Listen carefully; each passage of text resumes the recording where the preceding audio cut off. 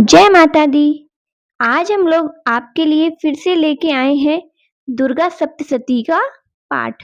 श्री दुर्गा सप्तशती के पाठ का ये तीसरा अध्याय है। नवरात्रि में दुर्गा सप्तशती का पाठ करने से हमारी सभी मनोकामनाएं, सारी विघ्न बाधाएं दूर होती हैं। तो आइए आज पढ़ते हैं तीसरा अध्याय। पहले माँ का ध्यान करते हुए आराधना करते हैं। जगदम्बा के श्री अंगों की कांति उदय काल के सहस्त्रों सूर्यों के समान है। वे लाल रंग के रेशमी कपड़े पहने हुए हैं। उनके गले में मुंडमाला शोभा पा रही है। दोनों स्तनों पर रक्त चंदन का लेप लगा हुआ है। वे अपने कर कमलों में जप मालिका, विद्या और अभय तथा वर नामक मुद्राएं धारण किए हुए हैं। तीनों नेत्रों से सुशोभित मुखारविंद की बड़ी शोभा हो रही है। उनके मस्तक पर चंद्रमा के समान रक्तमय मुकुट बंधा हुआ है तथा वे कमल के आसन पर विराजमान है। ऐसी देवी को मैं भक्ति पूर्वक प्रणाम करती हूँ। तो आगे देखते हैं कथा में क्या हुआ है। ऋषि कहते हैं, दैत्यों की सेना को इस प्रकार तहस नहस होते देख महादैत्य सेनापति चिचुर क्रोध में भरकर अंबिका देवी से युद्ध करने के लिए आगे बढ़ा। वह असुर रणभूमि में देवी के ऊपर इस प्रकार बाणों की वर्षा करने लगा जैसे बादल मेरु के समान शिखर पर पानी की वर्षा हो रही हो। तब देवी ने अपने बाणों से उसके बाण समूहों को अनायास ही काटकर उसके घोड़ों और सारथियों को भी मार डाला। साथ ही उसके धनुष तथा अत्यंत ऊंची ध्वजा को तत्काल ही काट गिराया। धनुष कट जाने पर उसके अंगों को अपने बाणों से बींध डाला। धनुष, रथ, घोड़े, सारथी के नष्ट हो जाने पर वह असुर ढाल और तलवार लेकर देवी की ओर बढ़ा। उससे तीखी धार वाली तलवार से सिंह के मस्तक पर चोट करके देवी की बाईं भुजा में बड़े वेग से प्रहार किया। राजन, देवी की बाहां भुजा पर पहुंचते ही उसकी तलवार टूट गई। फिर तो क्रोध से लाल आंखें करके उस राक्षस ने सूल हाथ में लिया और उसे एक महादैत्य ने भगवती भद्रकालिका के ऊपर चला दिया। वह शूल आकाश से गिरते हुए सूर्यमंडल की भांति अपने तेज से प्रज्वलित हो उठा। उस शूल को अपनी ओर आते देख देवी ने शूल का प्रहार किया। उससे राक्षस के शूल के सैकड़ों टुकड़े हो गए। साथ ही महादैत्य चिच्चुर की धज्जियां उड़ गईं। वह प्राणों से हाथ धो बैठा। महिषासुर के सेनापति उस महापराक्रमी चिच्चू के बारे में जानने पर देवताओं को पीड़ा देने वाला चामर हाथी पर चढ़कर आया। उसने भी देवी के ऊपर शक्ति का प्रहार किया, किंतु जगदम्बा ने उसे अपने हुंकार से ही आहत कर तत्काल पृथ्वी पर गिरा दिया। शक्ति टूटकर गिरी हुई देख चामर को बड़ा क्रोध हुआ। उसने शूल चलाया, किंतु देवी ने उसे भी अपने बाणों द्वारा काट डाला।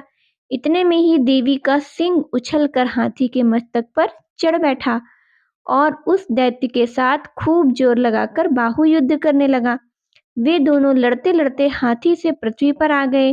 अत्यंत क्रोध में भरकर एक दूसरे से बड़े भयंकर से प्रहार करते हुए दोनों लड़ने लगे। तदंतर सिंह बड़े वेग से आकाश की ओर उछला और उधर से गिरते समय उसने पंजों से मारकर चामर का सिर धड़ से अलग कर दिया। इसी प्रकार उद्रक भी शिला और वृक्ष आदि की मार खाकर रणभूमि में अपने प्राणों से हाथ धो बैठा। कराल भी दांतों, मुक्कों और थप्पड़ों की चोटों से धराशायी हो गया। क्रोध में भरी हुई देवी ने गदा की चोट से उद्दत का कचूमर निकाल डाला। भिंदीपाल ने वक्रसाल को तथा बाणों से ताम्र एवं अंधक को मौत के घाट उतार दिया। तीन नेत्रों वाली परमेश्वरी ने त्रिशूल, उगार्ग्य, उर्गवीर्य एवं महाहनु नामक दैत्य को मार डाला। तलवार की चोट से विडाल के मस्तक को धड़ से काट गिराया। दुर्धर और दुर्मुख इन दोनों को अपने बाणों से यमलोक भेज दिया। इस प्रकार अपनी सेना का संहार होता देख महिषासुर ने भैंसों का रूप धारण करके देवी के गढ़ों को त्रास देना आरंभ कर दिया। किन्हीं को थुथुनों से मारकर, किन्हीं को ऊपर खुरों से प्रहार करके, किन्हीं किन्हीं के ऊपर पूंछ से चोट पहुंचाई। कुछ को सींगों से विदीर्ण कर दिया, कुछ गणों को वेग से, किन्हीं को सिंह आदि नाद से, कुछ को चक्कर देकर, कितनों को निश्वास वायु के झोंकों से धराशायी कर दिया। इस प्रकार गणों की सेना को गिराकर वह असुर महादेवी के सिंह को मारने के लिए झपटा।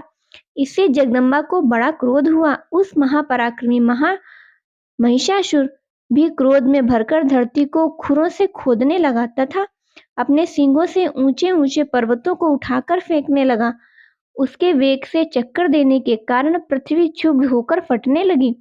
उसकी पूंछ से टकराकर समुद्र सब ओर से धरती को डुबोने लगा। हिलते हुए सींगों से आघात से विदूर्ण होकर बादलों के टुकड़े टुकड़े हो गए। उसके श्वास की प्रचंड वायु से वेग के उड़े हुए सैकड़ों पर्वत आकाश से नीचे गिरने लगे।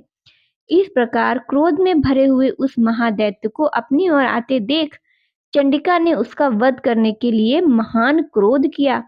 उन्होंने पास फेंककर उस महान असुर को बांध लिया।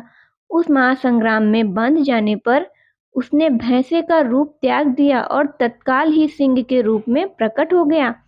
उस अवस्था में जगदम्बा ज्यों ही उसका मस्तक काटने के लिए उद्यत हुई, त्यों ही वह खड्गधारी पुरुष के रूप में दिखाई देने लगा। तब देवी ने तुरंत ही बाणों की वर्षा करके ढाल और तलवार के साथ उस पुरुष को भी बांध डाला। इतने में ही वह महान गजराज के रूप में परिणित हो गया तथा उसकी सूंड से देवी के विशाल सिंह को खींचने और गरजने लगा। खींचते समय देवी ने तलवार से उसकी सूंड काट डाली। तब उस दैत्य ने पुनः भैंसे का शरीर धारण कर लिया और पहले की भांति ही चराचर प्राणियों सहित तीनों लोकों को व्याकुल करने लगा। तब क्रोध में भरी हुई जगत माता चंडिका बारंबार उत्तम मधुका का पान करने और लाल आंखें करके हंसने लगी। उधर वह बल और पराक्रम के मद में उन्मत्त हो रहा था और अपने सींगों से चंडी के ऊपर पर्वतों को फेंकने लगा। उस समय देवी अपने बाणों के समूहों से फेंके हुए पर्वतों को चूर चूर करती हुई बोली। बोलते समय उनका मुख मधु के मद से लाल हो गया था। वाणी लड़खड़ा रही थी। देवी ने कहा, ओ मूढ़, मैं जब तक मधु पीती हूँ तब तक तू क्षण भर के लिए खूब गर्ज ले।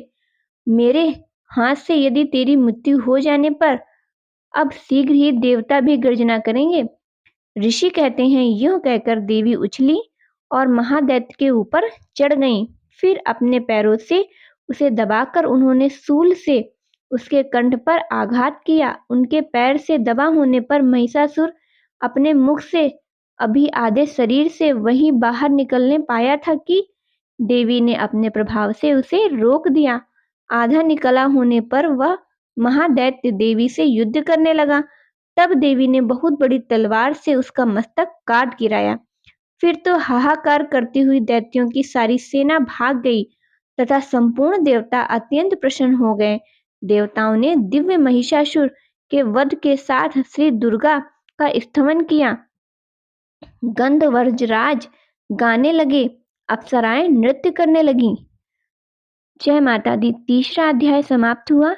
अगला चौथा अध्याय सुनने के लिए आप अपने चैनल को लाइक करें, शेयर करें एवं सब्सक्राइब करें।